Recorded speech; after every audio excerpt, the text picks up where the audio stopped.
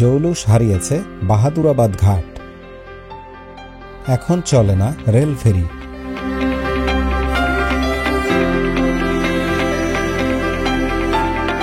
দেওয়ানগঞ্জের পুরনো ইঞ্জিন আর বাহাদুরাবাদ ঘাট দেখার উদ্দেশ্যে আজকের যাত্রা।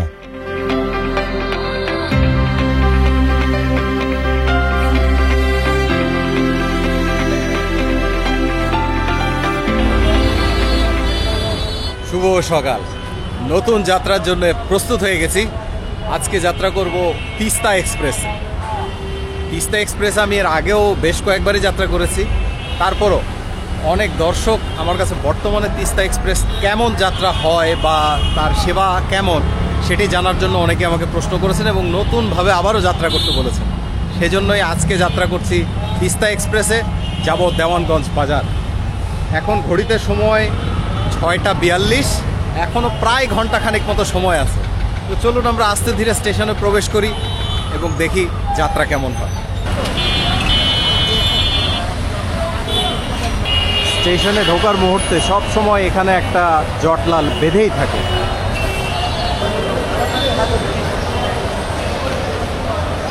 এখানে ডিসপ্লে বোর্ডে দেখা যাচ্ছে তিস্তা এক্সপ্রেস 5 নম্বর প্ল্যাটফর্মে দেয়া আছে এবং ছেড়ে যাওয়ার সময় 7টা30।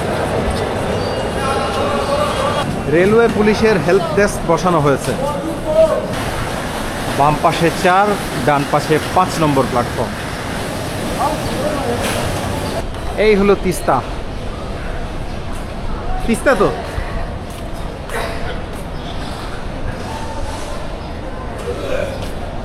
তিস্তা এক্সপ্রেসে আমি এর আগে যখন গিয়েছিলাম তখন গার্ড ব্রেক ছিল ইনকা, এখন তো দেখে মনে হচ্ছে সাদা রং করা চাইনিজ কোচ। তাছাড়া পুরো যে কোচটা মানে পুরো যে রেকগুলা দেখি তাহলে বোঝা যাবে যে ভিতরে চাইনিজ রেক কয়টা বসানো হয়েছে। সামনে দেখা যাচ্ছে 2টা চাইনিজ কোচ। এই যে এটা ইনকা, লাল সবুজ ইনকা, আর তারপরে সাদার মধ্যে যে সবুজ এবং লালের নকশা করা এটা হচ্ছে চাইনিজ কোচ। চাইনিজ কোচগুলোর এই হচ্ছে অবস্থা, একদম জরাজীর্ণ ধরনের অবস্থা। এই হচ্ছে ওয়াশরুম, আয়না সমেত বেসিন, আর এই হচ্ছে সিঙ্গেল সিট। শুরুর দিকে 2টা এবং শেষের দিকে 2টা। এই হচ্ছে সিঙ্গেল সিট। ট্রেনে এখনও পাওয়ার কারের সংযোগে দেওয়া হয়নি, মানে পাওয়ার কার চালু করা হয়নি, কারণ এখনও 30 মিনিটেরও বেশি সময় বাকি আছে ট্রেন ছাড়তে। তো যাই হোক, আজকে যে লাইনে যাত্রা করব হয়তো আপনারা অনেকেই জানেন। এই লাইনটা অনেক ঐতিহ্যবাহী। এই লাইনের নাম হচ্ছে নারায়ণগঞ্জ বাহাদুরাবাদ ঘাট লাইন। অর্থাৎ নারায়ণগঞ্জ থেকে জয়দেবপুর ময়মনসিংহ হয়ে বাহাদুরাবাদ ঘাট পর্যন্ত যে লাইন তৈরি করা হয়েছিল সেই লাইনেই কিন্তু আমাদের যাত্রা হবে। এই লাইনে আছে অনেক ঐতিহাসিক ঘটনা, আর যেতে যেতে আমরা সব কিছু শুনব। ইঞ্জিন গরম হচ্ছে, তবে ঘড়িতে সময় 7টা10, এখনো পর্যন্ত লোকো কাপলিং করা হয়নি। আর তার থেকেও বড় কথা হলো 2900 সিরিজের লোকো ভালো কথা, একেবারে ভাঙাচুরা টাইপের একটা লোকো দেখে মন ভরবে না। তিস্তা এক্সপ্রেসের এই হচ্ছে প্রথম শ্রেণী, অর্থাৎ non AC cabin, first sleeper. এই প্রথম শ্রেণী স্লিপার ক্লাসে আমি এর আগে ভ্রমণ করে আপনাদের দেখিয়েছিলাম। তারপরে এসি স্লিপার, এই হচ্ছে এসি স্লিপার। এখানে দিনের বেলা যেহেতু যাত্রা হয়, দুপাশে 3 জন মোট 6 জন বসে যাত্রা করতে পারবেন। এসি স্লিপার কেবিনে যা যা থাকার তাই আছে। যে রিডিং লাইট, তারপর লাইট ফ্যানের সুইচ, আর সামনে একটা টেবিল। এটা হচ্ছে ইনকারেকের যে এসি চেয়ার কারগুলো যেমন ঠিক সেরকমই। আর এসি চেয়ার কারের প্রতিটা কোচে এক পাশে 2টা সিঙ্গেল সিট এবং তার অপর পাশে আরও 1টি সিঙ্গেল সিট থাকে। দাদু বাড়ি কোন জায়গায়? ময়মনসিংহ। তো ময়মনসিংহ কোন ট্রেনে যাচ্ছ? তিস্তাতে। ছোট্ট বালকটি হচ্ছে আমার এক দর্শক, তো সে আমাকে দেখে ডাক দিয়েছে, তো আমার খুব ভালো লাগলো। বাবা ট্রেনে উঠে পড়ো, কারণ ট্রেনের সময় হয়ে গেছে, এখনই ছেড়ে দেবে। হ্যাঁ, ওয়ালাইকুম আসসালাম। ট্রেন ছাড়ার সময় প্রায় হয়ে গেছে। কথা হচ্ছে যে চট্টগ্রাম বা কক্সবাজার এরকম এদিকে যে মিটার গেজের নতুন নতুন ট্রেনগুলো দেওয়া হয়েছে সেগুলোর সাথে তুলনাই করা যাবে না। তবে আমার কাছে যেটা মনে হয় যে এখানে যে ইনকা কোচগুলো ছিল, ইনকা কোচগুলো যদি ঠিকমতো রক্ষণাবেক্ষণ করা হয় তাহলে এই কোচগুলোও কিন্তু অনেক চকচকা এবং ভালোভাবে থাকে।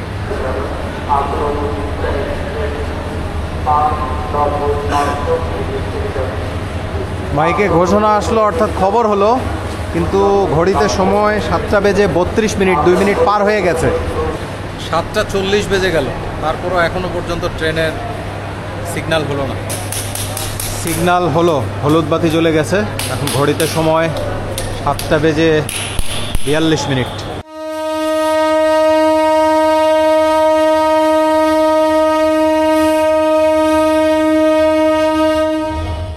প্রায় 7:45 সময় আমাদের ট্রেন ছাড়লো। আমাদের প্রথম বিরতি স্টেশন হবে ঢাকা বিমানবন্দর। তিস্তা এক্সপ্রেস, যা ট্রেন নম্বর 707-708, বাংলাদেশ রেলওয়ে কর্তৃক পরিচালিত একটি আন্তনগর মিটার গেজ ট্রেন। ঢাকার কমলাপুর স্টেশন থেকে জামালপুরের দেওয়ানগঞ্জ বাজার স্টেশন পর্যন্ত এই ট্রেনটি চলাচল করে। 16 মার্চ 1986 থেকে ট্রেনটি যাত্রী সেবা দিয়ে আসছে। তবে এই ট্রেনটি আগে দিনাজপুর পর্যন্ত চলাচল করত 2টি রেক দ্বারা। এখন শুধুমাত্র একটি রেকেই ঢাকা দেওয়ানগঞ্জ বাজার রুটে চলাচল করে।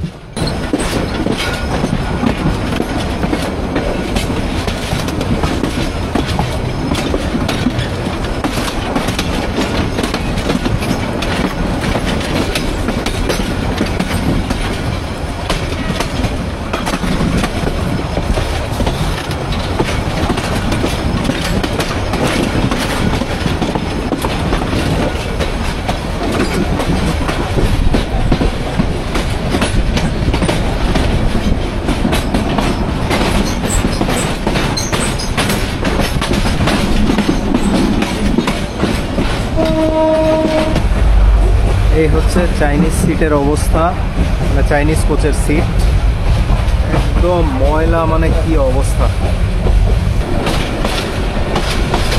তিস্তা এক্সপ্রেসের বিরতি স্টেশনগুলো হচ্ছে ঢাকা বিমানবন্দর, Joydebpur junction, Gafargaon, Mymensingh junction, Piyarpur, Jamalpur junction, Melandah Bazar, Islampur বাজার এবং সর্বশেষ দেওয়ানগঞ্জ বাজার।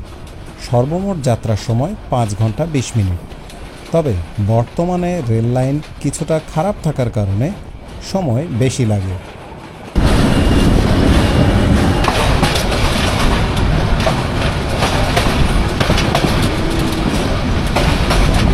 ঢাকা থেকে দেওয়ানগঞ্জ বাজার পর্যন্ত তিস্তা এক্সপ্রেসের ভাড়া নন এসি শোভন চেয়ার শ্রেণীতে 250 টাকা, এফ সিট বা প্রথম শ্রেণী কেবিনে 386 টাকা, এসি সিট বা এসি স্লিপার কোচে 575 টাকা এবং স্নিগ্ধা বা এসি চেয়ার শ্রেণীতে 478 টাকা। উল্লেখ্য যে অনলাইনে টিকিট করলে 20 টাকা অনলাইন চার্জ হিসেবে প্রদান করতে হবে। এই হচ্ছে ট্রেনের অবস্থা। উপরে মালামাল রাখার জন্য জায়গা আছে, আর কমলাপুর থেকেও অনেকে সিট পায়নি। ট্রেনটির লোড 18/36, অর্থাৎ 18টি কোচ নিয়ে চলাচল করে।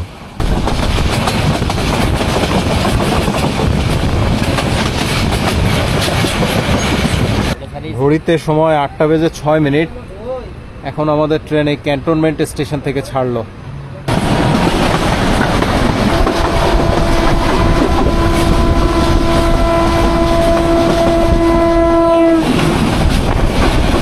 আবারও বিমানবন্দর স্টেশনের আউটারে, অর্থাৎ বিমানবন্দর একদম এই সামনেই, এখানে এসে আবারও ট্রেন থেমে গেল। কি অবস্থা হলো বুঝলাম না। 10 মিনিট বিলম্বে ছাড়লো, এখন বিলম্ব 17 মিনিট হয়ে গেছে।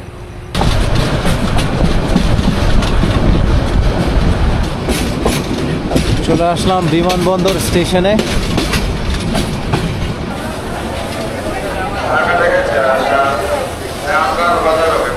তিস্তা ট্রেনের এমনিতেই চাহিদা অনেক বেশি, যাত্রী সংখ্যা অনেক বেশি। এয়ারপোর্ট স্টেশনে নামার ইচ্ছা ছিল কিন্তু নামতে পারলাম না, প্রচুর যাত্রী।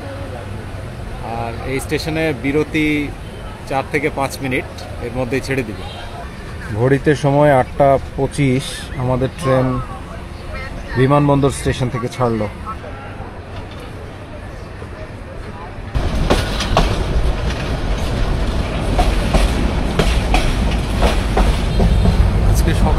যদিও কুয়াশা ছিল, তবে এখন কুয়াশা অনেকটাই কাটতে শুরু করে দিয়েছে।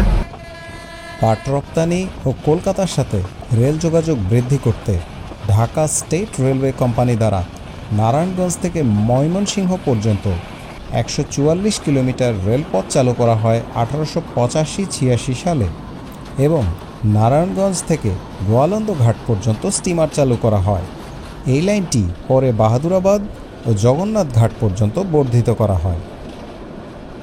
ট্রেন একদম ধীর গতি করে ফেলেছিল, কিন্তু থামেনি। অপরদিকে গোয়ালন্দ ঘাট থেকে রাজবাড়ী, কুষ্টিয়া, রানাঘাট হয়ে কলকাতা পর্যন্ত সরাসরি ট্রেন চলাচল করত। এভাবেই কলকাতার সাথে সমগ্র এতদ অঞ্চলের যোগাযোগ স্থাপিত হয়। ডান দিকের লাইনটি চলে গেল ভৈরব বাজার হয়ে আখাউড়া। নারায়ণগঞ্জ বাহাদুরাবাদ ঘাট লাইন কয়েকটি ধাপে সংগঠিত হয়। প্রথম ধাপ 1885 সালের 4 জানুয়ারি ঢাকা থেকে নারায়ণগঞ্জ।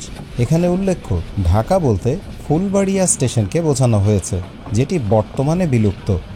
দ্বিতীয় ধাপে ঢাকা থেকে ময়মনসিংহ সেকশন চালু করা হয় 1885 সালের মধ্যভাগে। তৃতীয় ধাপে 1894 সালে ময়মনসিংহ থেকে জামালপুর পর্যন্ত অংশ চালু করা হয় এবং চতুর্থ ও শেষ ধাপে জামালপুর থেকে বাহাদুরাবাদ পর্যন্ত 1912 সালে চালু করা হয়। কাজ হচ্ছে ওখানে। আসলে আগে শুধু মিটার গেজ লাইন ছিল, এখন সম্ভবত ডুয়েল গেজ লাইন তৈরি করা হবে। জয়দেবপুর স্টেশনে আমাদের বিরতি 2 মিনিট, কিন্তু যে পরিমাণ যাত্রী আছে, অনেক সংখ্যক যাত্রী, 2 মিনিটে নাও হতে পারে। বরাবর 9টার সময় জয়দেবপুর থেকে আমাদের ট্রেন ছেড়ে গেল। আমাদের পরবর্তী গন্তব্য স্টেশন গফরগাঁও।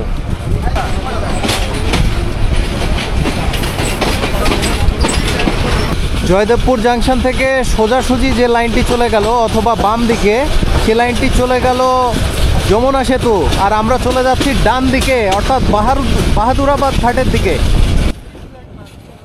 বাহাদুরাবাদ ঘাট থেকে রেল ফেরি চলাচল করত তিস্তামুখ ঘাট পর্যন্ত। তিস্তামুখ ঘাটের সাথে সংযুক্ত ছিল সান্তাহার কাউনিয়া লাইন, সেই সাথে কাউনিয়া থেকে লালমনিরহাট। অপরদিকে কাউনিয়া থেকে পার্বতীপুর হয়ে দিনাজপুর পর্যন্ত লাইন 1878 সাল থেকেই ছিল, অর্থাৎ বগুড়া, গাইবান্ধা, রংপুর তথা সমগ্র উত্তরবঙ্গ থেকে ঢাকার সাথে এই লাইনের মাধ্যমে সে সময় যোগাযোগ স্থাপিত হয়।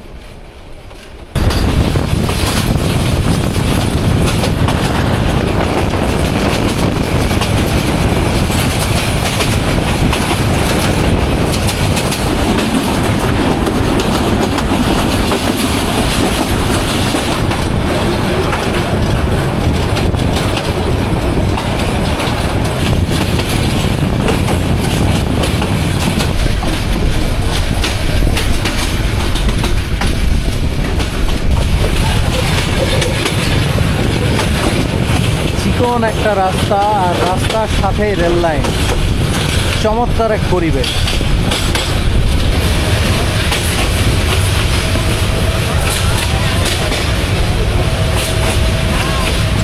এই ব্যাটারির অটো রিক্সাও আমাদের ট্রেনের আগে চলে যাচ্ছে।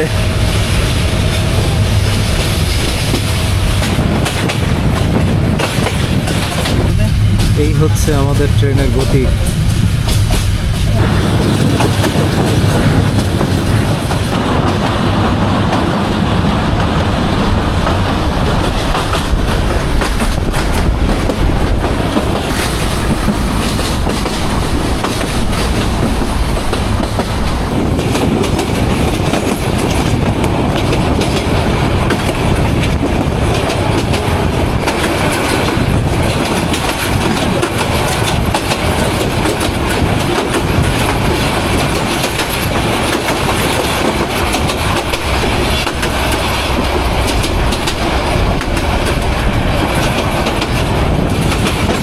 ময়মনসিংহের গফরগাঁওতে প্রবেশ করে গেছি।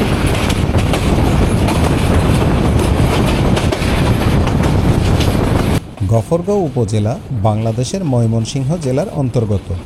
পল্লীকবি জসিমউদ্দিনের নকশিকাঁথার মাঠ এই জায়গাকে নিয়ে রচিত। এছাড়াও গফরগাঁও বেগুনের জন্য দেশব্যাপী বিখ্যাত। ময়মনসিংহ বাংলাদেশের একটি পুরনো জেলা। আগে এই এলাকার নাম ছিল নসরত শাহী, পরবর্তীতে এর নাম হয় নাসিরাবাদ। ইস্ট ইন্ডিয়া কোম্পানির শাসনামলে রাজস্ব আদায়, প্রশাসনিক সুবিধা বৃদ্ধি এবং বিশেষ করে স্থানীয় বিদ্রোহ দমনের জন্য এ জেলা গঠন করা হয়। 1787 সালের 1 মে তারিখে এই জেলা প্রতিষ্ঠিত হয়। চলে আসলাম গফরগাঁও স্টেশনে। ঘড়িতে এখন সময় 10টা 15 এবং গফরগাঁও এসে দেখা হয়ে গেল ব্রহ্মপুত্র এক্সপ্রেসের সাথে।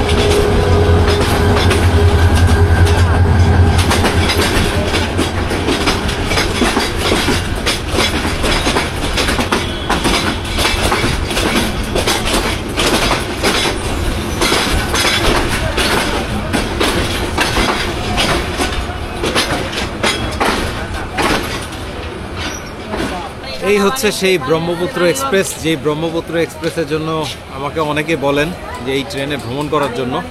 এই ট্রেনেও ভ্রমণ করব। আর এসে পৌঁছালাম গফরগাঁও। গফরগাঁও অনেক কারণে বিখ্যাত, এবং আমার কাছে কি কারণে বিখ্যাত এটাও হয়তো আপনারা কেউ কেউ জেনে থাকবেন যদি আমার তিস্তা এক্সপ্রেসের পর্বটা দেখে থাকেন। আজও এই গাঁও অঝরে চাহিয়া ওই গাঁওটির পানে, নীরবে বসিয়া কোন কথা যেন কহিতেছে কানে কানে। জসীমউদ্দিনের কবিতা।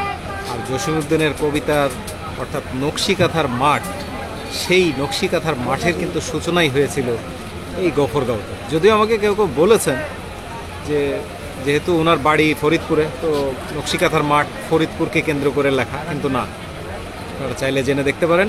জসীমউদ্দিন মানে কবি জসীমউদ্দিন, তিনি তখন ঢাকা বিশ্ববিদ্যালয়ে ছিলেন। এখানে আসেন তিনি ময়মনসিংহ গীতিকা এটি সংকলনের কাজে আসেন।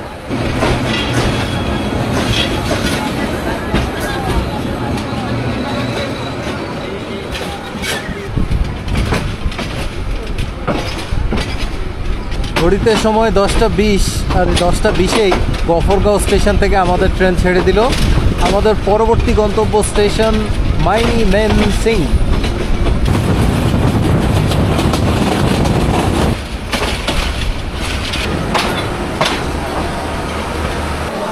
বেলা 11টা বেজে 11 মিনিট। আমাদের ট্রেনের 12টা বেজে গেছে, মানে অনেক বিলম্ব হয়ে গেছে, 1 ঘন্টা 10 মিনিটের মতো। আর আমি কিছুটা ঘুমিয়ে গিয়েছিলাম। এর আগে তিস্তা এক্সপ্রেসে যাত্রা করেছি, যাত্রা অনেক আনন্দদায়ক ছিল।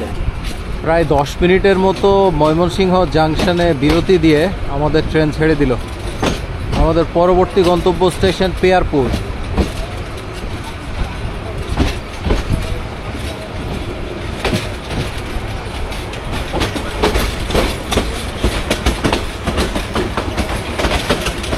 ময়মনসিংহ ছাড়ার পর আমাদের ট্রেনে কিন্তু ভিড় একেবারেই কমেনি।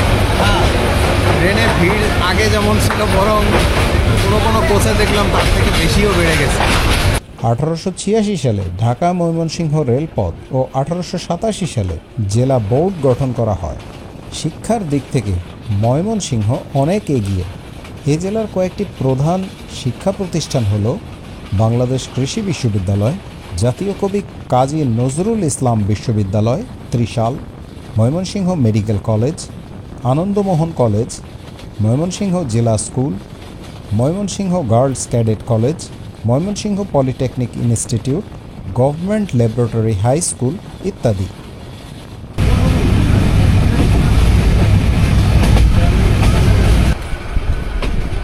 চলে আসলাম ছোট্ট স্টেশন পিয়ারপুরে। এই পিয়ারপুরের প্ল্যাটফর্ম এতই ছোট, শুধুমাত্র কয়েকটা কোচ এই প্ল্যাটফর্ম পায়।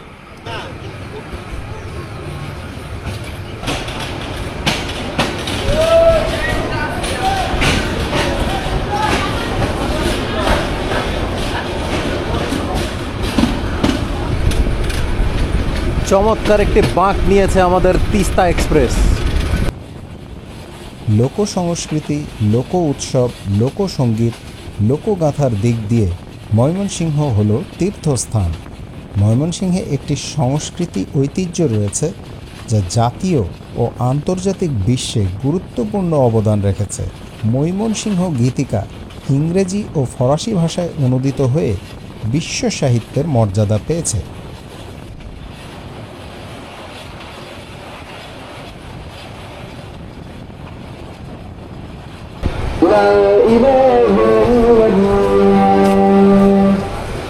জামালপুর প্ল্যাটফর্মে নেমে একটু ভালো লাগছে, কারণ আমি এর আগে যখন গিয়েছিলাম এই জামালপুরে নেমেছিলাম, জামালপুর স্টেশনের প্ল্যাটফর্ম নিচু ছিল, সেটা উঁচু করা হয়েছে এবং এখানে স্টেশনে আশেপাশে দেখে মনে হচ্ছে কিছু সংস্কার কাজ করা হয়েছে।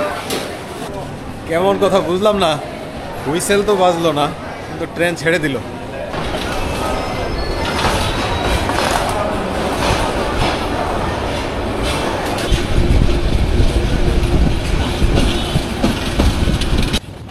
ঐতিহাসিক সূত্রে জানা যায়, দিল্লির সম্রাট আকবরের রাজত্বকালে হজরত শাহজামাল নামে একজন ধর্মপ্রচারক ইয়েমেন থেকে ইসলাম প্রচারের উদ্দেশ্যে এ অঞ্চলে এসেছিলেন। পরবর্তীতে ধর্মীয় নেতা হিসেবে তিনি দ্রুত প্রাধান্য বিস্তার লাভ করেন। ধারণা করা হয় শাহজামালের নাম অনুসারেই এ শহরের নামকরণ করা হয় জামালপুর। চলে আসলাম মেলান্দহ বাজার।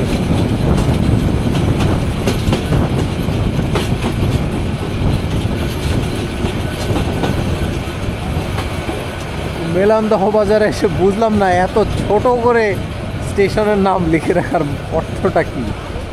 মেলান্দহ বাজার স্টেশনেও প্ল্যাটফর্মের কিছু সংস্কার কাজ করা হয়েছে, তাই স্টেশনটা দেখে ভালো লাগছে।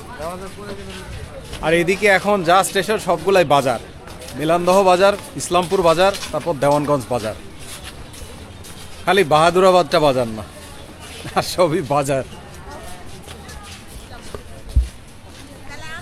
আর তিস্তার অবস্থা কি বলবো, একদম সস্তা ট্রেনের মতো। জামালপুর জেলার বিভিন্ন জিনিসের দেশ জোড়া খ্যাতি রয়েছে, তার মধ্যে ইসলামপুরের কাঁসার বাসন ও গুড়, মেলান্দহের উন্নত মানের তামাক ও তেল, দেওয়ানগঞ্জের আখ ও চিনি, সরিষাবাড়ির পাট ও সার, মাদারগঞ্জের মাছ, দুধ ও ঘি। তাছাড়া জামালপুরের নকশি কাঁথা ও নকশির চাদর সারা দেশে সমাদৃত। মেলান্দহ বাজার পার হওয়ার পরে এই ট্রেনের গতি কিছুটা উঠলো, আমার কাছে মনে হয়েছে 70 কিলোমিটারের মতো হবে গতিসীমা। এখন আমরা এই যে চলে আসলাম ইসলামপুর বাজারের কাছাকাছি। বাহ, ইসলামপুর বাজার। এই স্টেশনেও দেখা যাচ্ছে প্ল্যাটফর্ম বেশ উঁচু করা হয়েছে। প্ল্যাটফর্ম উঁচু এবং স্টেশন সংস্কারের কাজ দেখে ভালো লাগছে। ঘড়িতে সময় 1:05 আমাদের ট্রেন ইসলামপুর বাজার থেকে ছেড়ে দিল।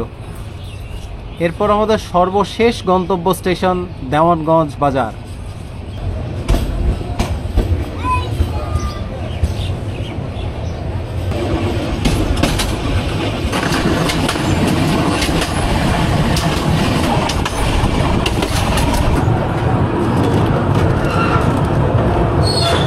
এই যে দেখা যাচ্ছে জিল বাংলা চিনিকল,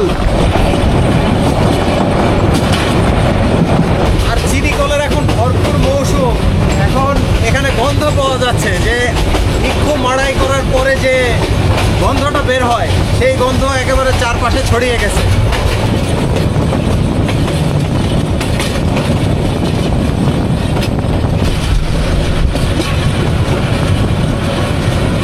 এই ট্রেন দেওয়ানগঞ্জে গিয়ে থেমে যাবে এর শেষ গন্তব্য।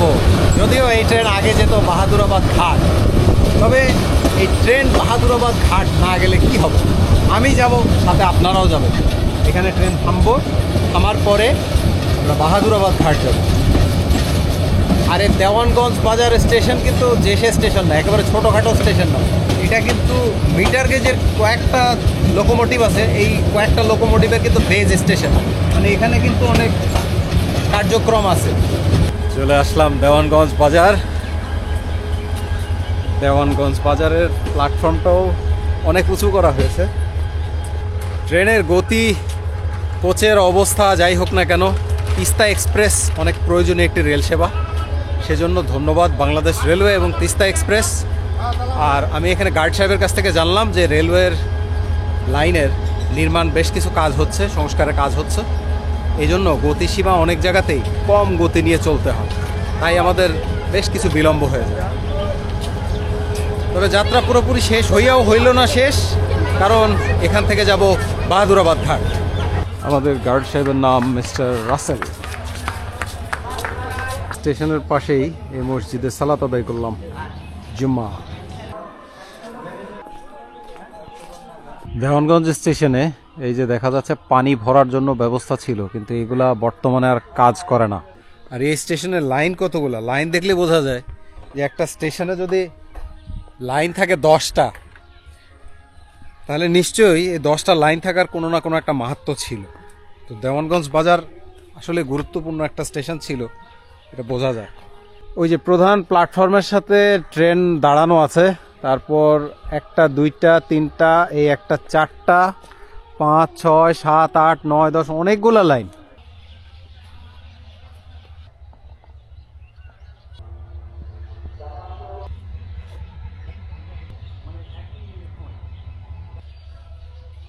ক্যানস মেভেজ বুদাপেস্ট, অর্থাৎ হাঙ্গেরির লোকোমোটিভ। এই চাকার মধ্যেও সেটা লোগো ব্র্যান্ডিং করা আছে।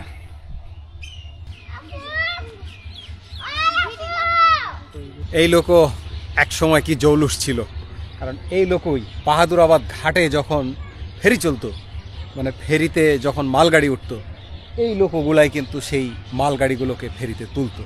এখনও আমি এখানে এই লোকো শেডে জিজ্ঞাসা করলাম, তারা বলল যে এখানে মাঝে মাঝে মালগাড়ি শান্টিংয়ের জন্য ব্যবহার হয়, মাঝে মাঝে এই যে সুগার মিল আছে, সুগার মিলের এখানে কিছু কাজে ব্যবহার হয়, এরকম। মানে এখানে এই 2টা লোকের মধ্যে একটা লোক এখনও কাজ করে, এখন কাজ করে না তা না, 80 সালের লোকও। কিন্তু ওইটা স্টেশন হলো, ওইটা মূল বাজার না। এখন যেখানে আছি এটা হচ্ছে দেওয়ানগঞ্জের আসল বাজার। দেওয়ানগঞ্জ বাজারের এই হচ্ছে শাহজাহান হোটেল, যেখানে বাংলাদেশের পতাকাও দেখা যাচ্ছে। আজ শহীদ দিবস, আসলে শহীদ দিবস না, ছোটবেলা থেকে শহীদ দিবস পড়েছি, কিন্তু এটা হচ্ছে আন্তর্জাতিক মাতৃভাষা দিবস বর্তমানে। তো শাহজাহান রেস্টুরেন্টে এখন যেহেতু দুপুরের খাবার সময়, এখন আছে ভাত, ভাতের সাথে আছে এটা কি ভর্তা না, মাছ ভর্তা, মাছ ভর্তা, তারপর আছে সরপুটি মাছ, এখানে আছে বিফ, আর তাছাড়া আরেকটা আর কি মাছ আছে বা ওইদিকে রুই মাছ আছে। আচ্ছা, এখানে খাবারের দাম মোটামুটি একটু বলেন তো, কোনটা? গরু কত করে? 140 টাকা পিস। 140 টাকা। আর ইয়ে 100 টাকা রুই মাছ। রুই মাছ 100 টাকা। মাছ ভর্তা 20 টাকা। মাছ ভর্তা 20 টাকা। একে তো চরম ক্ষুধা, এই ক্ষুধার মধ্যে এই যে মাছ ভর্তা দিয়ে খাচ্ছি, এটা অমৃতর মতো লাগছে। এই শাহজাহান হোটেল থেকে দুপুরের খাওয়া দাওয়া সেরে বের হলাম। খাবার দাবার হিসেবে এখানে ভালোই, আমি এতটা ভালো হবে আমি আশা করিনি যতটা ভালো পেয়েছি। কাজেই দেওয়ানগঞ্জ আসলে আপনারা এখানকার খাবার খেতে পারেন, সাদামাটা সাধারণ খাবার, আবার স্বাদ আছে। এই দেওয়ানগঞ্জে এলাকাবাসীর ঘোরাফেরার জন্য এখানে চমৎকার একটি পার্কের মতো ব্যবস্থা করা আছে, এখান থেকে হাঁটা যায়। আর এইখানে নির্মাণ করা হয়েছে একটা সাঁকো, বা এটা একটা ব্রিজের মতো হয়ে গেছে। এটা হচ্ছে ড্রাম দিয়ে করা, অনেকটা যশোরের ঝাঁপা বাওড় আমি আপনাদের দেখিয়েছিলাম, সেটা যেমন ছিল এটা অনেকটা সেরকম। এই যে রেল লাইন, কোথায় যাব বুঝতে পেরেছেন তো? যাচ্ছি ঘাটে। কোন ঘাটে? বাহাদুরাবাদ ঘাটে। সাথে আছে সাদাত ভাই। চলুন বাহাদুরাবাদ ঘাট যায়। সাদাত ভাই, বাহাদুরাবাদ ঘাট যায়। বাহাদুরাবাদ ঘাটের নাম অনেক শুনছি, আজকে দেখব সেই ট্রেন পার হতো, ট্রেন ফেরিতে করে, সেটা দেখার জন্য। এই বাহাদুরাবাদ ঘাট লাইনের এটা আর একটা অবশিষ্টাংশ। এই ঘাটের আগেই এই যে এখানে রেল সেতু ছিল, কিন্তু সেতু ভেঙে গেছে। এই যে রেলের লাইন, রেলের লাইনগুলোও নিচে। এই রেল লাইনটা একটু ছুঁয়ে দেখি, কি অনুভূতি চিন্তা করেন যে এইখানে রেল সেতু ছিল, মানে কালভার্ট ছিল। এই কালভার্টের উপর দিয়ে একসময় গম গম শব্দে যেত রেলগাড়ি। এখন এখান দিয়ে এই যে কাঠের সেতু বানিয়ে দেওয়া হয়েছে যাতে এলাকাবাসী পারাপার হতে পারে। এরকম স্মৃতি বিজড়িত যে জায়গাগুলো আছে এগুলো আমার দেখতে ভালোই লাগে। এরকম করে কেউ দেখায় কিনা আমি জানি না, আমার নিজেরও দেখতে ইচ্ছা করে। আপনাদেরও এরকম কোনো কিছু জানা থাকলে আপনারাও আমাকে দেখাতে পারেন বা বলতে পারেন, আমি তেমন জায়গায় দেখতে এবং যেতে আগ্রহী।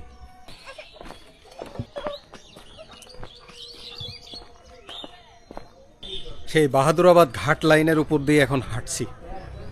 আমার কাছে এখনও কেন জানি মনে হয় এটা রেলওয়ে চাইলে দেওয়ানগঞ্জ বাজার পর্যন্ত না রেখে বাহাদুরাবাদ ঘাট যদি ভেঙেও যায়, যেহেতু এটা নদী ভাঙনের জন্য ভেঙে গেছে অনেক অংশই, তার কাছাকাছি অংশ পর্যন্ত রেল যোগাযোগটা চালু রাখুক, এই এলাকার মানুষ রেল সংযোগের মধ্যে থাকুক, তাহলে মানুষজন তো উপকৃত হয়। নদীর মাছ নাকি এটা?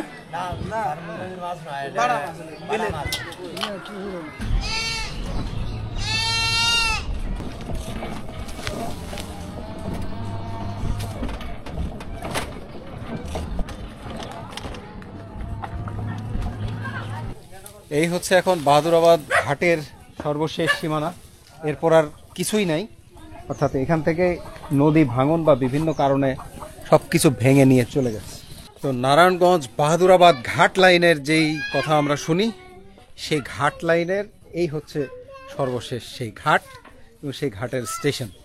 এই বাহাদুরাবাদ ঘাটেও এখানে কিন্তু ক্রসিং লাইন সহ মোট 4টা লাইন আমি দেখলাম। 4টা লাইন থাকা মানে, সে ব্রিটিশ পিরিয়ডে 4টা লাইন মানে একবার ভেবে দেখেছেন যে এটা নিশ্চয়ই কর্মব্যস্ত বা প্রয়োজন সেই সময় ছিল, সেই জন্যই 4টা লাইন করা হয়েছে। এখানে এখন বাহাদুরাবাদ ঘাট লেখা যে মাইল পোস্ট বা স্টেশনের যে পোস্ট সেটা আর নেই, তবে এখানকার রেলওয়ে থেকে আরএনবি বা ইনচার্জ বাহাদুরাবাদ ঘাট সেটি লেখা আছে এবং এখানে দায়িত্বরত কয়েকজন আরএনবি সদস্য আছেন। আর এই হচ্ছে সেই বাহাদুরাবাদ ঘাট, এটাও ঘাট কারণ এটা বর্তমানে ঘাট। এই ঘাট হচ্ছে এখন নৌকা ঘাট। নৌকা ঘাটের এখানে নৌকা পাওয়া যায়, এই নৌকা চলে যায় বালাসী ঘাটে অথবা ফুলছড়ি ঘাটে। আজকের এই চমৎকার বিকেল এখানে কিছুক্ষণ সময় কাটালাম, স্মৃতিচারণ করলাম, ভালো লাগলো। কিছুক্ষণের মধ্যে বিদায় নেব, চলে যাচ্ছি বাহাদুরাবাদ ঘাট ভ্রমণ শেষে। কি আর বলবো, মনটা খারাপই লাগছে কারণ বাহাদুরাবাদ ঘাটে আর যাই হোক রেল তো আসে না। রেল না আসলে কি হবে, আমি তো আসি, আপনারাও আসবেন যদি কেউ এদিকে আসেন আর কি, এসে ঘুরে যাবেন, ভালো লাগবে। এই যে এখানে মূলত ইয়ার্ড ছিল, এই ইয়ার্ড থাকার জন্য এখানে লাইন 4টা ভাগ হয়ে গেছিল, মানে ক্রসিং লাইন।